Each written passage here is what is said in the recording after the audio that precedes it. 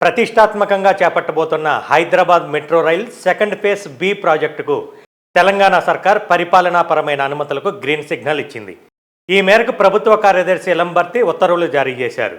Hyderabad metro rail second ఫేజ్లో భాగంగా మొత్తం 19,579 కోట్ల అంచనా వ్యయంతో 86.1 కిలోమీటర్ల మేర ప్రాజెక్టు నిర్మాణం కానుంది. ఇందులో కారిడార్ 9లో ఎయిర్పోర్ట్ నుంచి ఫ్యూచర్ సిటీ వరకు 39.6 కిలోమీటర్లు, కారిడార్ 10లో జేబీఎస్ నుంచి మేడ్చల్ వరకు 24.5 కిలోమీటర్లు, కారిడార్ 11లో జేబీఎస్ నుంచి సామీర్పేట వరకు 22 కిలోమీటర్ల మేర ప్రాజెక్టును చేపట్టనున్నారు. హైదరాబాద్ ఎయిర్పోర్ట్ మెట్రో లిమిటెడ్ ఆధ్వర్యంలో కేంద్ర రాష్ట్ర ప్రభుత్వాలు జాయింట్ వెంచర్గా Hyderabad metro rail second phase పనులు కొనసాగుతాయి.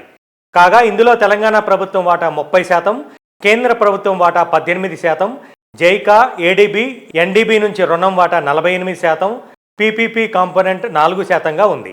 ఈ నేపథ్యంలోనే metro rail second phase B పరిపాలన అనుమతుల ఆర్డర్ కాపీతో పాటు డిపిఆర్కు జత చేసి కేంద్ర ప్రభుత్వానికి పంపనున్నారు.